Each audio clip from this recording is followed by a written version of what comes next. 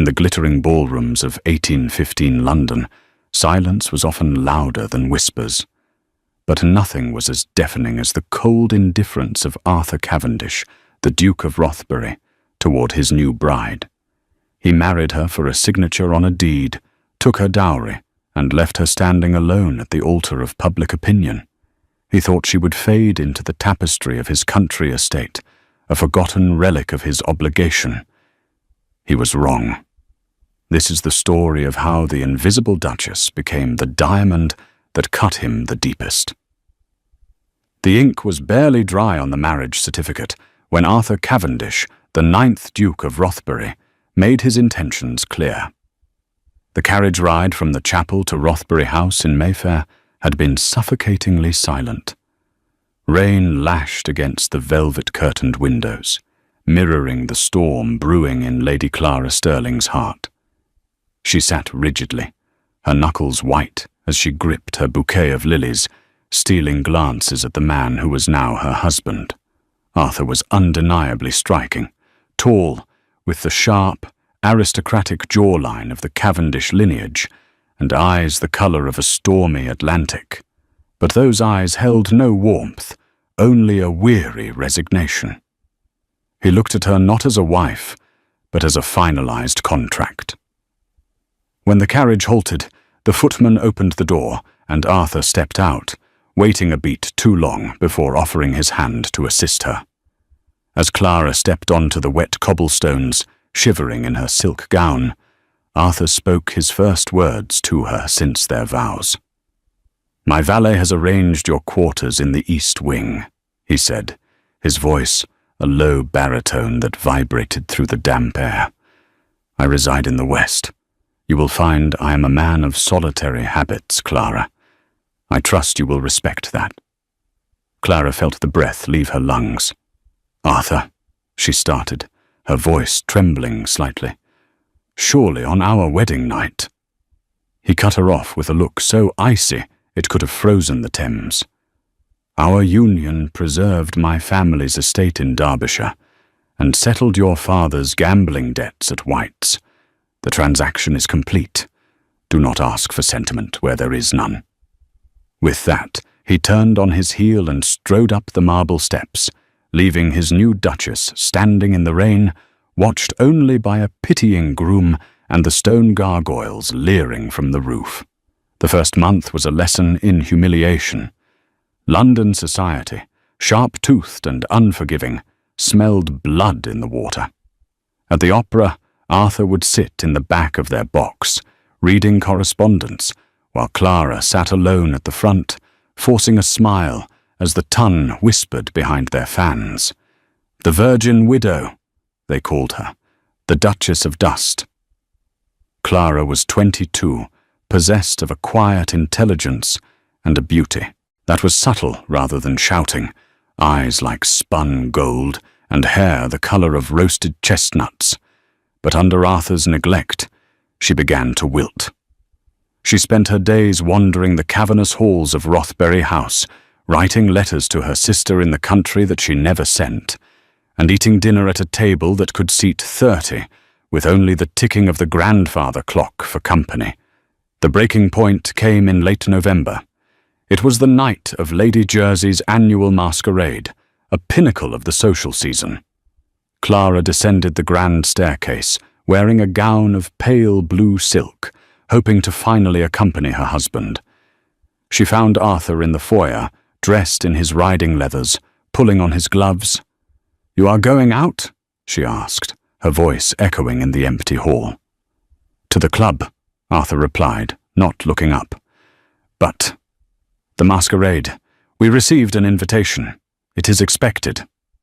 Arthur finally looked at her. His gaze wasn't angry, it was bored. "Go if you wish, Clara. I have no desire to parade around in a mask pretending to be happy. I have real matters to attend to." "Real matters?" Clara stepped closer, a spark of anger finally igniting in her chest. "Or is it that you cannot bear to be seen with the wife you bought?" "Am I so repulsive to you, Arthur?" He sighed, a sound of profound exhaustion. "You are not repulsive, Clara. You are simply unnecessary. I did what was required. Now leave me be." He walked out the door, into the London fog. Clara stood frozen. Unnecessary. The word hung in the air, toxic and heavy. She looked at her reflection in the gilded mirror, the pale, frightened girl staring back. "No," she whispered to the empty room. She turned to the butler, a kindly old man named Higgins, who had served the Cavendish family for 40 years. "Higgins," she said, her voice steeling. "Have the carriage brought around, and send for my maid. I require the emeralds, all of them." "Your Grace?" Higgins blinked. "The Duke has left." "I know," Clara said, lifting her chin, "but the Duchess has arrived." Clara arrived at Almack's assembly rooms, not Lady Jersey's masquerade, for she decided a change of venue was the first step in changing her narrative. Alone. To arrive at Almack's without a husband or a chaperone was risky, bordering on scandalous. But Clara was done playing by the rules that had only brought her misery. She swept into the ballroom, the heavy doors groaning open to reveal a sea of pastel muslins and stiff cravats. The chatter died down almost instantly. The Duchess of Rothbury had been seen only in shadows. Tonight she was ablaze.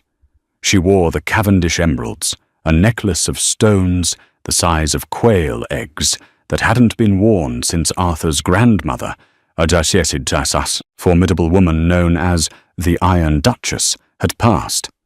Clara didn't scurry to a corner. She walked directly to one of the patronesses, Lady Cowper. "Lady Cowper," Clara said, executing a flawless curtsy. "My husband sends his deepest regrets. Affairs of state detain him, but he insisted I not deprive the room of the Cavendish emeralds." It was a lie, bold and sparkling. Lady Cowper, intrigued by the sudden spine shown by the usually meek girl, smiled. "He is a fool to work on such a night, Your Grace, but we are delighted to have you." That night, Clara danced. She danced with the young Earl of Fife. She danced with a visiting Prussian diplomat, and she danced with the charming, if slightly notorious poet, Lord Byron, a fictionalized version for the drama. She laughed, she conversed about the Corn Laws with surprising insight, and she radiated a warmth that the chilly ballroom desperately needed. Word reached Arthur 3 days later. He was at breakfast, nursing a coffee, and reading the Morning Chronicle. He nearly choked when he saw the society column. The star of the season, the Duchess of Rothbury, dazzles at Almack's. It seems the Duke has been hiding a jewel far more valuable than his family crest. Arthur frowned, looking at the empty chair across from him. Clara had not been down to breakfast. In fact, he realized with a start, he hadn't seen her in 3 days. "Higgins," Arthur called out. "Where is Her Grace?" "Her Grace is in the morning room, Your Grace," Higgins replied, a hint of a smirk on his usually stoic face. "She is entertaining." "Entertaining? At 10 in the morning?" Arthur stood, intrigued despite himself. He walked down the corridor, the sound of laughter growing louder as he approached the morning room. He pushed the door open and stopped dead. The room was full. There was Lady Sefton, 2 young debutantes hanging on Clara's every word, and, most aggravatingly, Sir Thomas Lawrence, the renowned portrait painter, who was sketching Clara as she held a teacup. Clara looked up. She was wearing a morning dress of yellow muslin that made her look like a ray of sunshine in his dreary house. Her eyes met his, and for the first time, there was no fear, only a cool, polite recognition. "Ah, Arthur," she said, breezily, "do come in. Sir Thomas was just remarking on the lighting in here. He wishes to paint me." "Paint you?" Arthur repeated, feeling like an intruder in his own home. "Indeed," Sir Thomas said, sketching furiously. "The Duchess of Solitude no more. London is clamouring for her image, Your Grace. You are a lucky man." Arthur looked at his wife. She smiled at him, a practiced, public smile that didn't reach her eyes. It was the same mask he had worn for years. "I see," Arthur said, his voice stiff. "Don't let us keep you, Arthur," Clara said, turning back to Lady Sefton. "I know how you despise chatter. You have your matters." Dismissed. He had been dismissed. Arthur backed out of the room, closing the door on the laughter. For the first time in years, he felt a strange sensation in his chest. It wasn't love. It wasn't even jealousy. It was the unsettling realization that the furniture in his house had suddenly come to life and was having a better time than he was. The weeks that followed were a whirlwind. Clara became the arbiter of taste. If Clara wore a certain shade of lavender, the modistes of Bond Street sold out of it by noon the next day. If Clara was seen riding a white mare in Hyde Park, white mares tripled in price at Tattersall's. She was polite to Arthur, always. She ensured his household ran perfectly. But she ceased all attempts to engage him. She treated him like a distant cousin staying in the guest wing, and it was driving him mad. He started finding excuses to be where she was. He appeared at a dinner party hosted by the Castlereaghs, shocking the hostess. "I did not think you would attend, Duke," Lord Castlereagh said. "My wife is here," Arthur grunted, his eyes scanning the room until they landed on her. She was surrounded by a circle of admirers, including the dashing Captain Frederick Wentworth, a naval hero fresh from the wars. Wentworth was leaning in close, whispering something that made Clara throw her head back and laugh. A genuine, throaty laugh Arthur hadn't heard since. Well, he had never heard it. He felt a hot coil of possessiveness tighten in his gut. He marched across the room, the crowd parting for him. "Clara," he said, his hand landing possessively on her shoulder. She jumped slightly, then looked up. "Arthur, I didn't know you were coming. I am your husband. I do not need an invitation to be at your side," he said, his voice rougher than he intended. Captain Wentworth straightened, his eyes narrowing. "Your Grace, we were just discussing the merits of the Italian coastline." "My wife has never been to Italy," Arthur snapped. "Perhaps that is a tragedy that should be rectified," Wentworth said smoothly, his eyes lingering on Clara. "She has a spirit that would thrive in the sun, rather than being kept in the shade." It was a direct insult. The room went silent. Arthur's hand tightened on Clara's shoulder. "My wife's spirit is none of your concern, Captain."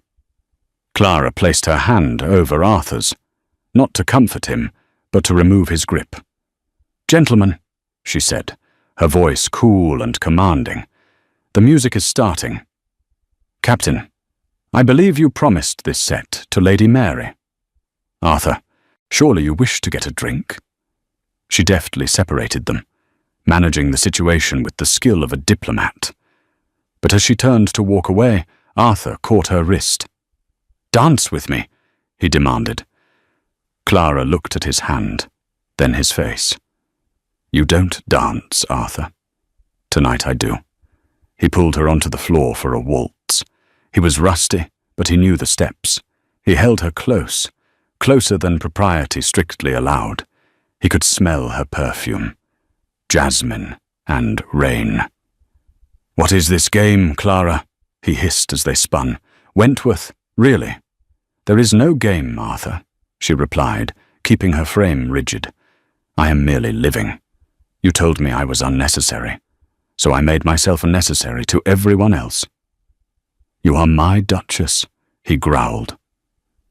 "I am the Duchess of Rothbury to the world," she whispered, leaning in so only he could hear.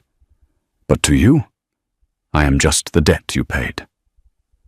She pulled away as the music ended, leaving him standing in the center of the ballroom, his heart pounding a rhythm he couldn't understand. He watched her walk away, and for the first time, he noticed how many men watched her with hunger. He had married a ghost, but he was living with a siren, and he was terrified she was about to swim away. The truce between Arthur and Clara was fragile, built on a foundation of silence and polite avoidance. But silence in a marriage is like damp rot. It eats away at the structure until the floor gives way. The collapse happened on a Tuesday in December. London was wrapped in a thick yellow fog, a pea souper that trapped everyone indoors. Clara, bored and restless, wandered into the library. It was Arthur's sanctuary, a room she usually avoided, but she was looking for a specific volume of poetry by Wordsworth. The library was dim, lit only by the dying embers of the hearth. Arthur was not there, or so she thought. She found the book on the desk. Underneath it lay an open drawer, jammed slightly as if closed in haste. Inside, catching the glint of the firelight, was a silver frame. Curiosity is a dangerous thing for a neglected wife. Clara pulled the drawer open. It wasn't just a frame. It was a miniature portrait of a woman. She was breathtaking. Dark hair, laughing eyes, and a vibrancy that seemed to leap off the painted ivory. She was beautiful, was she not? Clara gasped and spun around. Arthur was standing in the shadows of the heavy velvet drapes, a tumbler of amber liquid in his hand. He looked disheveled, his cravat undone, his eyes bloodshot. It was the first time she had ever seen the Duke of Rothbury looking anything less than perfectly composed. I apologize, Clara stammered, placing the portrait back. I was looking for a book. Who is she? Arthur walked forward, his gait unsteady. He picked up the miniature, staring at it with a mixture of adoration and profound hatred. This, he said, his voice cracking, is Lady Catherine, my first betrothed. Clara frowned. I didn't know you were engaged before. Few do. It was years ago, before I became the Duke. I was just Lord Arthur then, a second son with no responsibilities and a heart full of foolish romanticism. He took a long swallow of his drink. We were mad for each other. It was the kind of love poets write about, consuming, irrational. I worshipped her. He looked at Clara, his eyes hard. Do you know what killed her, Clara? A fever? Clara guessed softly. Me, Arthur whispered. The word hung in the room like a guillotine blade. My love killed her. I wanted to impress her. I insisted we go riding in a storm because she loved the rain. I was arrogant. I thought I could protect her from the elements. Her horse slipped on the mud I led her through. She broke her neck. Clara covered her mouth, her eyes filling with tears. Arthur, that was an accident. It was unnecessary, he roared, slamming the glass down on the desk, shattering it. It was passion. If I had been dutiful, if I had been cold and logical, we would have stayed indoors. She would be alive. I buried her, and that day I made a vow. I swore I would never let passion dictate my life again. I would be a creature of duty. I would marry for duty. I would live for duty. Because when I love Clara, I destroy. He stepped closer to her, the smell of brandy and grief radiating from him. He loomed over her, terrifying and tragic. That is why I turned away from you, he rasped, not because you are lacking, but because on our wedding day, when you looked up at me with those hopeful eyes, I felt a spark, a terrifying, familiar spark. And I stomped it out. I will not kill you, Clara. I will ignore you. I will neglect you. But I will keep you alive. Clara stood her ground, though her heart was hammering against her ribs. She finally understood. The wall wasn't built to keep her out. It was built to keep his monster in. She reached out, her hand hovering over his clenched fist. You are not cursed, Arthur. You are just a man who made a mistake." "A mistake?" He laughed bitterly. "Go to bed, Duchess, before I forget myself and tell you to leave this house forever." Clara fled the library, but she did not sleep. The image of Arthur, broken, drunk, and terrified of his own heart, burned in her mind. He didn't hate her. He was protecting her. It was a twisted, misguided logic, but it was logic nonetheless. And for the first time since their wedding, Clara didn't feel like a victim. She felt like a woman with a mission. She had conquered London society with a smile. Now, she had to conquer her husband's demons.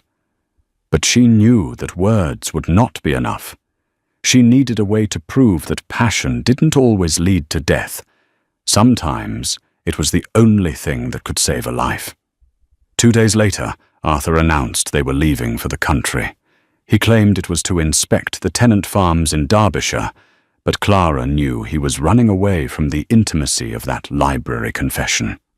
Rothbury Hall was a fortress of grey stone, sitting amidst the rolling, rugged hills of the Peak District. In winter, it was bleak and isolating. The wind howled around the towers like a banshee. The atmosphere in the house was tense. Arthur threw himself into his work, riding out at dawn and returning after dark, exhausted and silent. Clara, meanwhile, took over the management of the estate's domestic affairs. She charmed the housekeeper, Mrs. Gable, and reorganized the kitchens to provide soup for the tenants during the harsh winter. It was Christmas Eve when the weather turned. The sky bruised purple and black, and a silence fell over the valley, the heavy silence of impending snow. Arthur was still out. He had ridden to the far edge of the estate to settle a dispute over property lines with a neighbour, Mr. Throckmorton. By 4 o'clock, the snow began. By 5, it was a whiteout. Clara stood by the window in the drawing room, watching the drive. "Higgins," she said, turning to the butler who had accompanied them from London. "Has the Duke returned?" "No, Your Grace. The stable-master is concerned.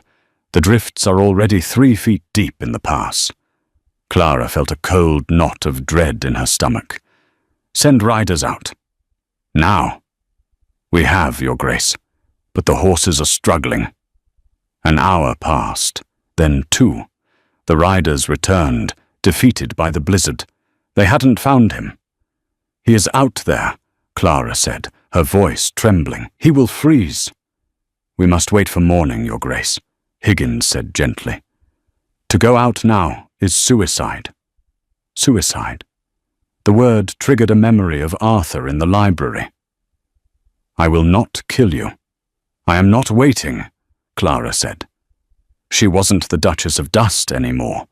She was the woman who had stared down the lions of London society. "Prepare my horse," she ordered. "Your Grace, you cannot." "I said prepare my horse, and fetch the physician, Dr. Bailey, from the village. Tell him to be ready." Clara dressed in her husband's riding breeches, shocking the maids, and a heavy wool coat. She wrapped a scarf around her face. She didn't take a delicate mare. She ordered the groom to saddle Titan, Arthur's massive black stallion, the only horse strong enough to plough through the drifts. She rode out into the white hell. The wind bit through her layers like knives. She couldn't see 5 feet in front of her, but she knew the path Arthur would have taken. She trusted Titan to find his master. "Find him!" she screamed into the wind, patting the horse's neck. "Find him!" It was an hour of agonizing struggle. Clara's hands were numb, her eyelashes frozen together. Just as she was about to lose hope, Titan whinnied and stopped. There, half buried in a drift, was a dark shape. Arthur's horse had evidently thrown him and bolted. Clara slid off Titan, sinking up to her waist in snow. She scrambled toward the shape. It was Arthur. He was unconscious, his skin blue-white, a nasty gash on his forehead, where he had struck a rock. "Arthur!" she screamed, slapping his icy cheek. "Arthur, wake up!" He didn't stir. He was barely breathing. Panic threatened to overwhelm her, but she shoved it down. She was not Lady Catherine. She would not die, and she would not let him die. She dragged him, screaming with exertion, inch by inch toward Titan. It took every ounce of strength she possessed to hoist his dead weight onto the saddle. She mounted behind him, wrapping her arms around his freezing chest, pressing her body against his to share whatever warmth she had left. Home, Titan. Home. The ride back was a blur of prayer and terror. When they finally clattered into the stable yard, the servants rushed out with torches. "He's alive!" Clara shouted, her voice raspy. "Get him inside! Hot bricks! Brandy! Now!" They carried the Duke into the great hall.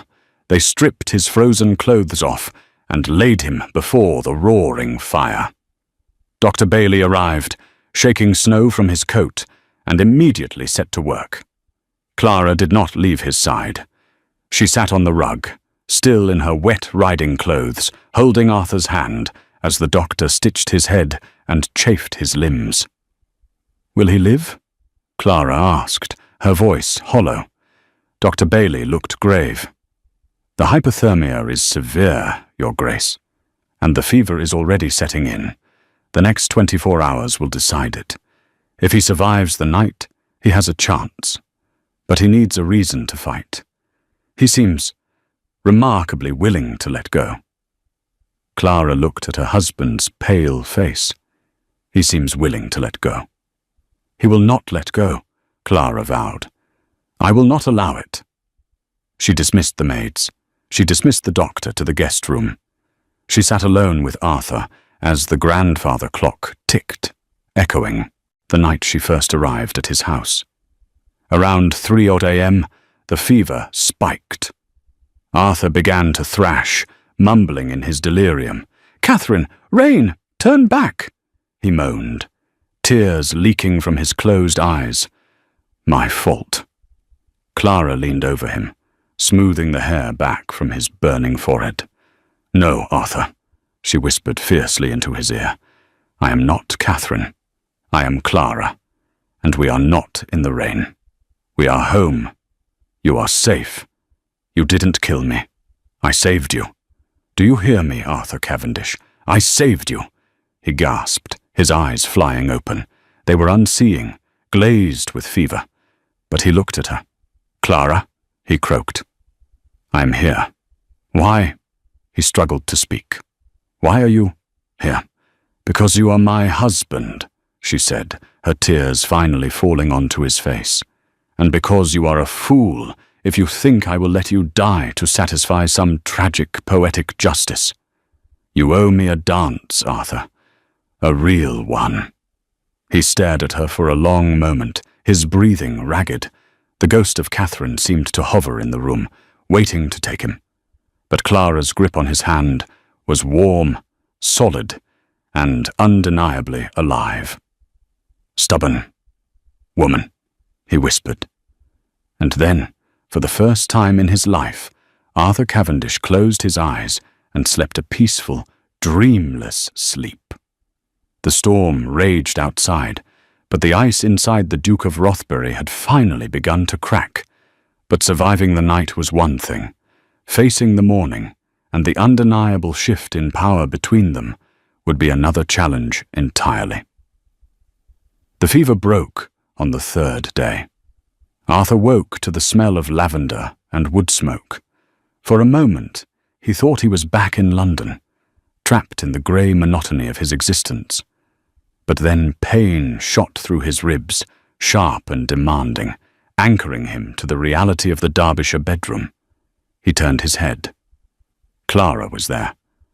She was asleep in a high-backed wing chair pulled close to the bed, a book resting precariously on her lap. She looked exhausted. There were dark circles under her eyes, and her hair, usually pinned in perfect coils, was loose and tumbling over her shoulder. She wore a simple dressing gown, devoid of the jewels and silks she used as armor in London. Arthur watched her for a long time. He remembered the snow. He remembered the cold that felt like a sedative, luring him into the dark. And then he remembered the voice. "I am not Catherine. I am Clara." She had come for him. Into a blizzard that had frightened seasoned, stable hands, she had ridden out to save a husband who had given her nothing but cold shoulders and colder rooms. He shifted, the bed frame creaking. Clara's eyes snapped, open instantly. She didn't look disoriented. She looked ready for battle. "You're awake," she breathed, leaning forward. She placed a hand on his forehead, a gesture so intimate and natural it made his breath hitch. "The heat is gone. Dr. Bailey said if you woke without fever, the worst was over." "Clara," he rasped. His throat felt like it was lined with sandpaper. She immediately poured a glass of water and held it to his lips, supporting his head with her other hand. He drank greedily, his eyes never leaving her face. "You came for me," he said, when he laid back down. It wasn't a question. "Someone had to," she replied, her voice attempting lightness but failing. "You are terrible at directions, Arthur." He didn't smile. He reached out and took her hand. It was rough. The pristine skin of the Duchess was red and chapped from the cold, and there was a bandage across her palm where the rains had bitten into her flesh. Arthur stared at the bandage. He raised her hand slowly to his lips, pressing a kiss to the injured palm. Clara went still. "I have spent my life terrified of fire," Arthur whispered against her skin. "I thought if I let myself feel, I would burn everything down again. I thought I was protecting you by freezing you out." He looked up, his grey eyes raw with emotion. "But ice kills just as surely as fire, doesn't it?" "It does," Clara whispered. "I am sorry, Clara. Not for the marriage, but for leaving you alone in it." "Then don't leave me again," she said, her voice fierce. The weeks of recovery that followed were a revelation. For the first time, Arthur Cavendish was effectively trapped in a room with his wife, stripped of his duties and his distractions. He watched her. He watched her manage his estate from his bedside, reviewing ledgers with a sharpness that rivaled his own. He listened to her read to him, Shakespeare, Dante, and the poetry of Byron that she so loved. He learned that she had a dry, biting wit that she only revealed when she felt safe. He learned that she took sugar in her tea, but preferred her coffee black. He fell in love. It wasn't the crashing, destructive wave he had felt for Catherine. It was a slow, rising tide. It was steady. It was warm. It was safe. By late January, Arthur was well enough to walk the grounds. The snow had melted, revealing the stark beauty of the moors. They were walking near the frozen lake, Arthur leaning heavily on a cane, though he hardly needed it anymore. "I have been thinking," Arthur said, stopping to look at the water, "about returning to London." Clara stiffened slightly. "Must we? The season does not begin for months." "I do not wish to go for the season. I wish to take you to the opera. I wish to dance with you at a ball where I am not scowling in the corner. I wish to show London that the Duke of Rothbury is not merely dutiful." He turned to her, cupping her face in his gloved hands. "I want to show them I am a man in love with his wife." Clara searched his face, looking for any sign of the old Arthur. She found none. "Are you sure, Arthur? Passion? It frightens you."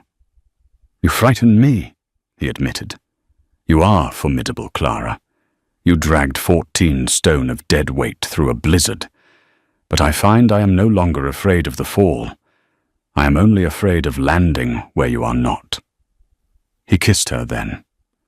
It was their first real kiss. It wasn't tentative. It was hungry, desperate, and filled with a winter's worth of stored heat. It happened right there on the muddy bank of the lake, under a grey sky, and it shattered the last of the walls between them.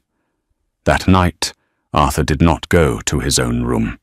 He came to hers, and for the first time, the duty in their marriage was replaced by something entirely different.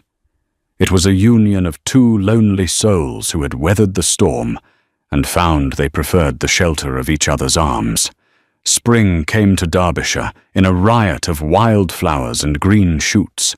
The darkness that had plagued Rothbury Hall seemed to have evaporated with the snow. The servants whispered in the kitchens. They had never heard the Duke laugh before. Now his laughter rang down the halls. But happiness, in the world of the aristocracy, is often seen as a provocation. It arrived in a black carriage, bearing the crest of a cadet branch of the Cavendish family. Arthur and Clara were in the garden, Arthur playfully trying to teach Clara how to prune roses, and failing, as she was afraid of the thorns, when the wheels crunched on the gravel. Arthur straightened, his smile vanishing instantly. "Reginald," he muttered. "Who?" Clara asked, sensing the tension in his frame. "My cousin, Lord Reginald Cavendish, the man who would be Duke if I died without an heir." Reginald stepped out of the carriage. He was a man of soft edges and hard eyes. He wore the latest London fashion, a stark contrast to Arthur's rustic tweed. He smiled, a serpentine expression that didn't reach his eyes. "Arthur," Reginald boomed, walking over with arms spread wide. "We heard terrible rumors in town. They said you were at death's door.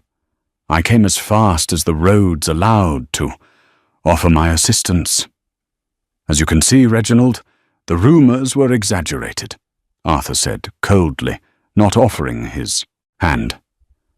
"I am quite well, and this is my wife, the Duchess." Reginald turned his gaze to Clara. He looked her up and down, lingering a second too long. "Ah, the famous Clara, the woman who tamed the beast." "Charmed, Your Grace." Clara curtsied minimally. "Lord Reginald, we were not expecting guests." "Family is never a guest, my dear," Reginald said smoothly. "I intend to stay a while, to ensure dear Arthur is fully recovered. The mind, you know, it can be a fragile thing after such trauma." The threat was subtle, but Clara heard it loud and clear. Over the next week, the atmosphere at Rothbury Hall curdled. Reginald was everywhere, listening at doors, asking the servants probing questions about the night of the blizzard, and digging into the estate ledgers. He struck on the third evening, after dinner. They were in the drawing room. Reginald poured himself a brandy and swirled it, looking at Arthur. "You know, Arthur," Reginald began, "I had an interesting chat with Dr. Bailey in the village today." Arthur tightened his grip on his book. "Is that so?" "Yes. A chatty fellow. He mentioned that during your fever you were delirious, raving about Catherine, about guilt, about wanting to die." Clara set her embroidery down. "It was a fever, Reginald. People say many things." "Do they?" Reginald smiled. "Or do they speak the truth they hide when sober? You see, Arthur, there is a concern among the family. The Cavendish line has a history of melancholia. Your grandfather ended his days howling at the moon. And now you, riding into a storm. A suicide attempt, surely." "It was an accident," Arthur said through gritted teeth. "Was it?" Reginald pulled a paper from his pocket. "Because I have a letter here.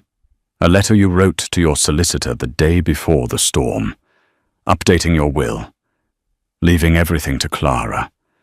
It looks like a man clearing his conscience before the end." Arthur paled. He had updated his will. He had done it because he felt the weight of his mortality, not because he planned to die. But to an outsider, combined with the accident, it looked damning.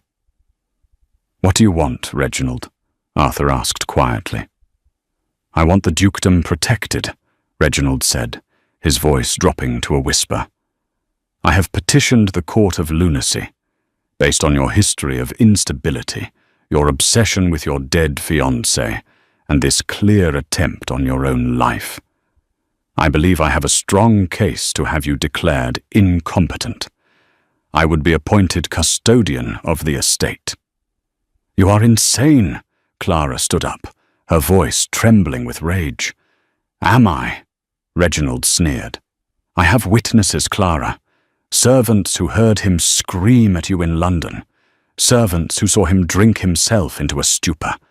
And now, a doctor who heard him beg for death. If you fight me, I will drag every dirty secret of this marriage into the public eye. The coldness, the separate bedrooms, the Duchess of dust." Reginald looked at Arthur. "Sign the power of attorney over to me, Arthur. Retire to the country quietly, or I will put you in an asylum where no one will ever hear you scream." Arthur looked defeated. The old shame, the old guilt about Catherine, it all came rushing back. Reginald was using his own demons against him. He slumped in his chair. Maybe he is right," Arthur whispered. "I am broken, Clara. I always have been." "No!" Clara's voice cracked like a whip. She walked over to Reginald, standing toe to toe with him. She was shorter, but in that moment, she loomed like a giant. "You think you can come into my house and threaten my husband?" she hissed. "I think I have the upper hand, my dear," Reginald smirked. "You have nothing," Clara said, her eyes blazing. "You have the ramblings of a fevered man and a will that proves a husband cares for his wife. But you are forgetting one thing, Reginald. And what is that? You are forgetting who I am." Clara smiled, and it was a terrifying thing. "I am not just the Duchess of Rothbury. Before I was a duchess, I was a sterling. My father gambled away our fortune, yes.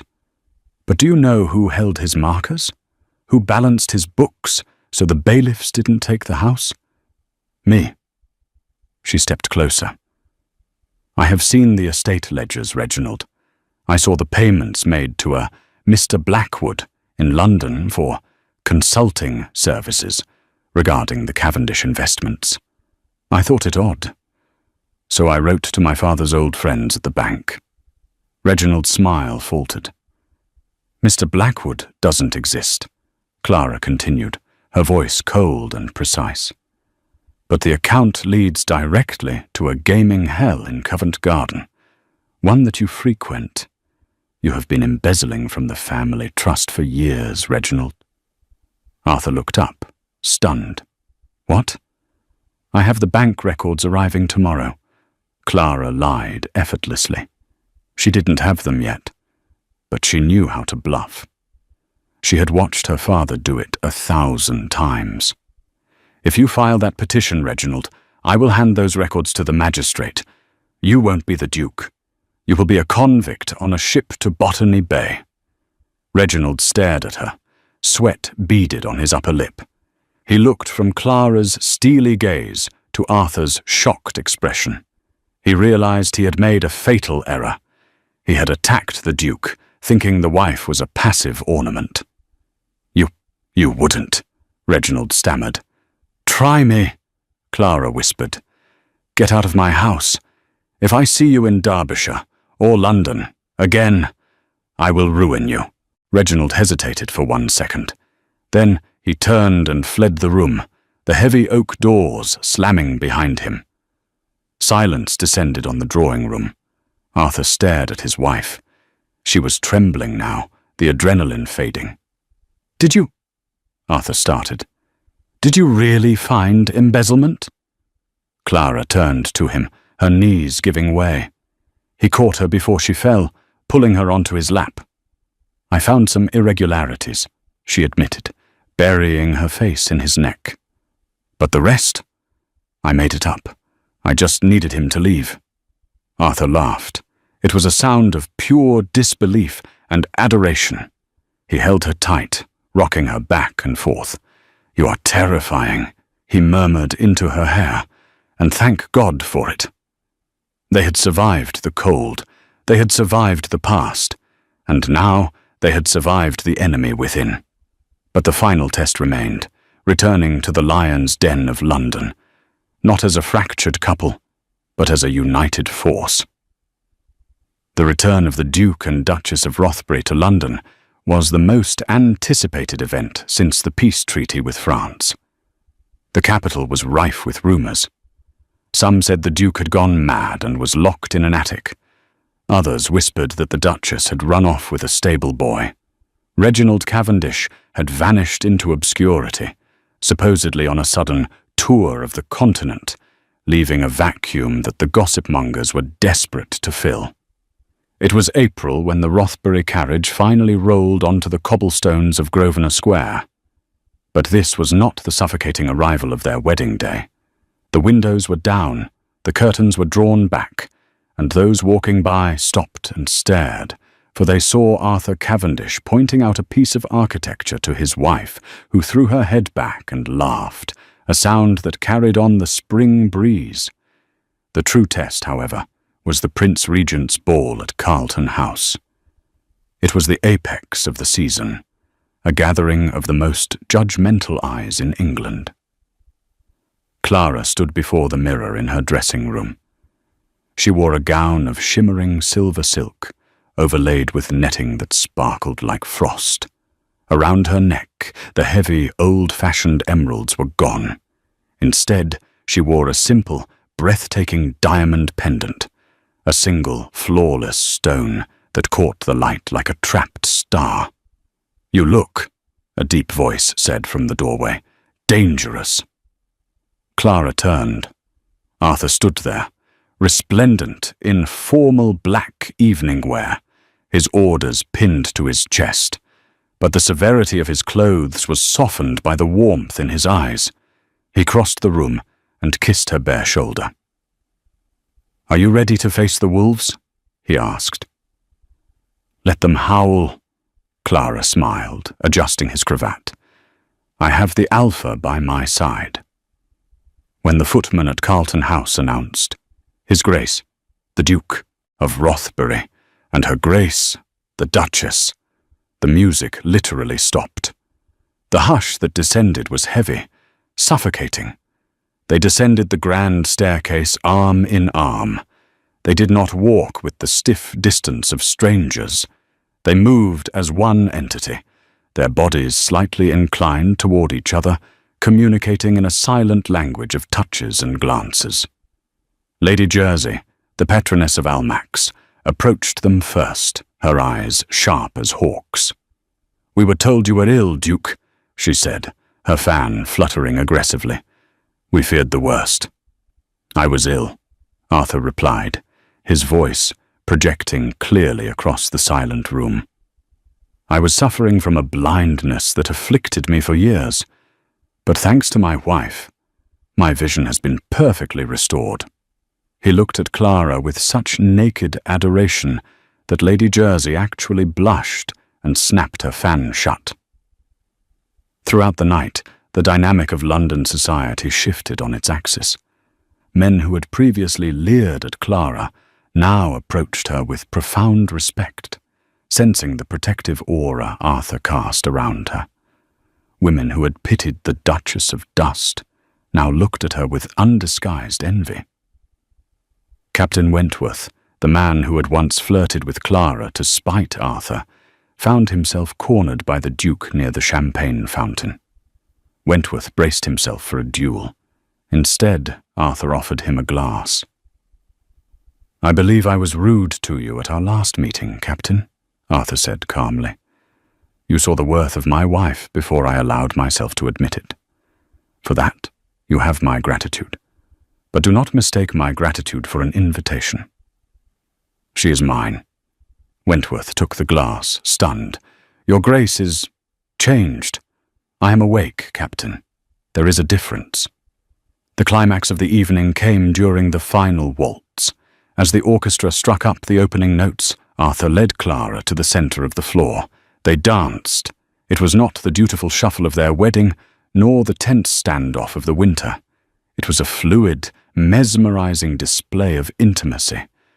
As they spun, Arthur leaned down. "I have a surprise for you at home." "Another one?" Clara laughed, breathless. "I think I have had enough surprises for one lifetime. This is the last one, I promise." When they returned to Rothbury House, the dawn was just beginning to bleed pink into the sky. Arthur led Clara not to the bedroom, but to the gallery in the east wing. At the far end, covered by a velvet cloth, stood a large easel. "Sir Thomas finished it while we were away," Arthur said. "He sent it over this morning." He pulled the cloth away. Clara gasped. It was the portrait Sir Thomas had started that day in the morning room. But it had been altered. Originally, it was just Clara holding a teacup, looking lonely and defiant. But Arthur had secretly commissioned the artist to change it. The painted Clara was now standing in the gardens of Rothbury Hall, the wind catching her hair. And she wasn't alone. In the background, stepping out of the shadows of the trees, was Arthur. He wasn't looking at the viewer. He was looking at her, with an expression of intense, guarding love. But it was the plaque at the bottom of the frame that made Clara weep. It didn't say, "The Duchess of Rothbury." It read, "Clara, the dawn after the storm." "I put the miniature of Catherine away," Arthur said softly, standing behind her, wrapping his arms around her waist. "It is in the attic. She belongs to the past. She belongs to the rain and the grief." He rested his chin on Clara's shoulder, looking at the painting of his wife, the woman who had broken his heart open and healed it stronger than before. "You, Clara," he whispered, "you are my present. You are my future. You are the duty I delight in, and the passion I no longer fear." Clara turned in his arms, the early morning sun illuminating her face. "And you, Arthur Cavendish," she said, pulling him down for a kiss that tasted of champagne and promises kept, "are finally, truly, my husband." Outside, the London birds began to sing, unaware that inside the great stone house, the silence had been broken forever. And that is the story of Arthur and Clara. It began with a contract signed in cold blood and ended with a bond forged in the fire of adversity. It reminds us that sometimes the walls people build aren't to keep others out, but to keep their own pain from spilling over. Arthur thought duty was a shield, but Clara showed him it was a prison. This story isn't just about romance, it's about resilience. It's about the courage it takes to stay when everyone expects you to leave, and the bravery required to love again after a tragedy. Clara didn't just wait for her Prince Charming. She rode into a blizzard and dragged him back to life. What do you think? Would you have fought for Arthur, or would you have left him to his ghosts? Have you ever felt like the Duchess of Dust in your own life, waiting for your moment to shine? Let me know in the comments below. I read every single one. If this story moved you, please hit that like button. It truly helps the channel grow. Share this video with a hopeless romantic in your life. And don't forget to subscribe and ring the bell so you never miss a tale of love, scandal, and redemption. Until next time, keep writing your own story.